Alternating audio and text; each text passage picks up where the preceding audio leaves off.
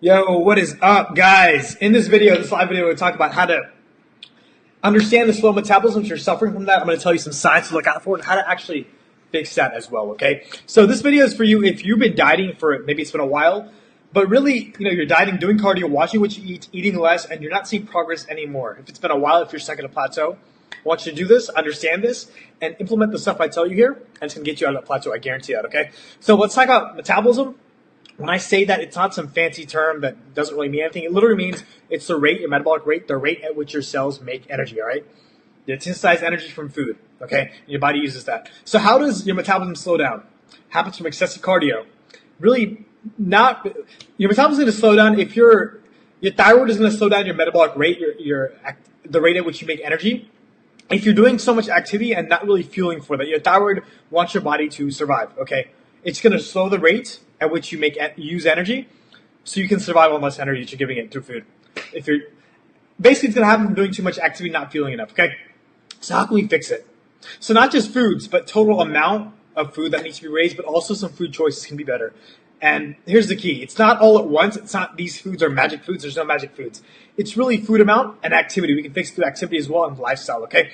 So we'll get into that. But guys, before we get into that, quick recap of metabolic rate, what it really is. There's a resting metabolic rate, okay? This is the rate at which you're using the food you eat just to exist, just to not even do activity, just to sustain your body, okay? Just to be alive. Now, this makes up actually 70% of your daily energy expenditure, okay? So you understand if you're always dieting, always eating barely like enough to, if you have no energy in the morning, man, if you're really starving all the time, having insane cravings, your body is going to want to slow that so you can actually survive, because that's 70% of your daily energy expenditure, okay? It's a protective mechanism your body does from prolonged dieting and tons of exercise without enough nourishment, okay? So what is a faster metabolic rate? That is literally, it means, if you have that, it means more food you can eat, more metabolic capacity is a scientific term, the V8 engine I talk about, without gaining weight. More food without weight gain, because your body's actually using food. That means it's more food your body's using, burning more calories, because food is calories, right? And fat as well when you're not eating. You burn more fat with a higher metabolic rate, right? That's why people with higher metabolisms, faster metabolisms, are leaner generally, okay? So to get out of this plateau, we want to fix your metabolism. We got to get it functioning faster. So I want you guys to understand this. The amount you burn is a function of your metabolism. This is the key here. It's not a function of your weight, your body fat. It's not that. It's your unique metabolism. So this can vary. This is not something a fitness tracker, a device in the gym can really tell you, okay? And this is also something you have full control over. That's the good news, okay? If your metabolism is slow, you have 100% control over that. Absolutely you do. Through training, lifestyle, and diet, okay?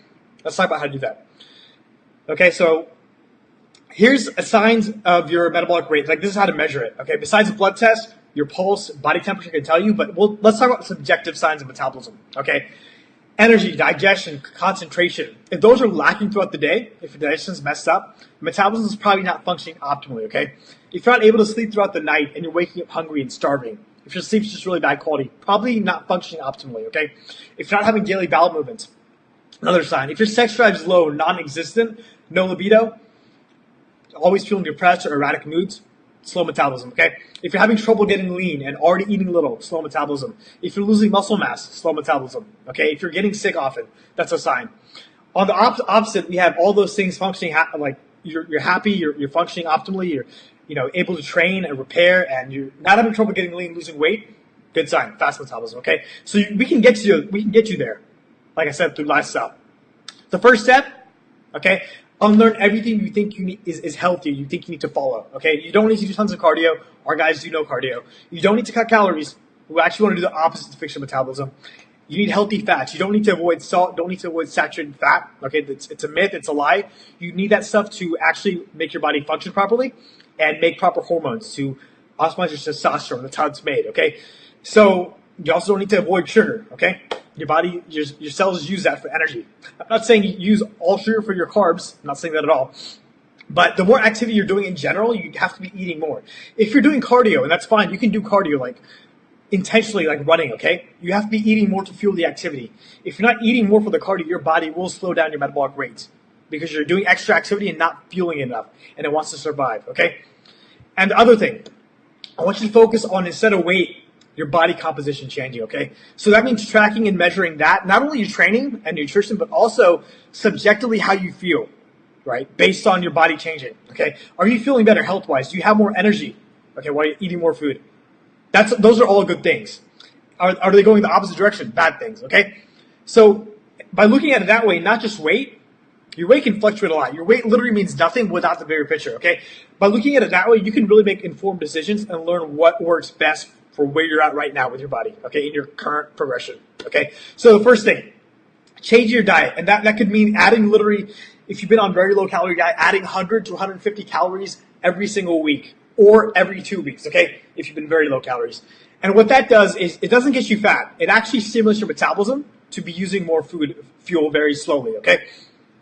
So you got to give your body time to adjust. Your intestines need time to adjust, all that. And as you do that, measure those subjective signs of metabolism. Measure your energy. Measure your performance in the gym. Make sure your bowel movements are improving. Your sleep quality is improving. Your skin quality is improving. Okay. Awesome. So some quick strategies you can use to kind of use metabolism boosting techniques in a dieting phase. You could say carb refeeds, more carbs in general. I would structure the carbs around training times, pre-training and post-training. We call that peri-workout window, okay? So if you're adding more carbs into your diet, the best time to add them in is around the weight training session, okay? And during it as well. But you don't have to use inter-workout carbs. And the biggest thing, guys, you don't need to train daily at all. It's actually really, it can be damaging to you if you're not eating enough already. So that's the biggest thing I see holding men back. They're not eating enough.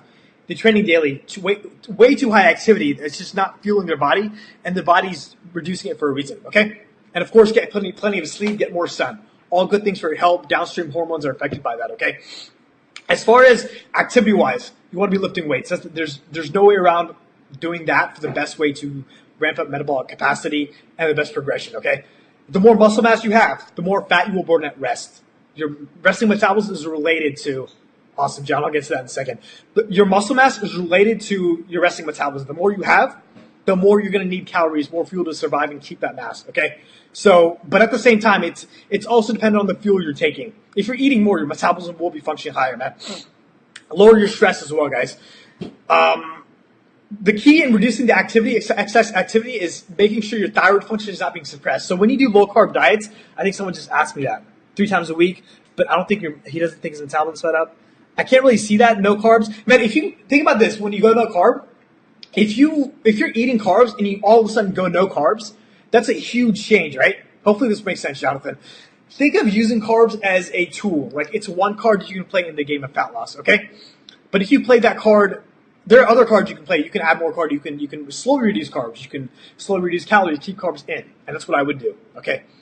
I would not reduce food or carbs until the very last option, okay? But if you play that no carbs card altogether, that does give you much more room to, play with. Because you're going to plateau at everything you do, okay? Your body's going to adjust. Normal response. So if you already go no carb, what else are you going to remove once you plateaued? There's nothing else to really remove. Protein, you got to have some food, right? If you do that, you're just going to be starving. That's all that's left, okay?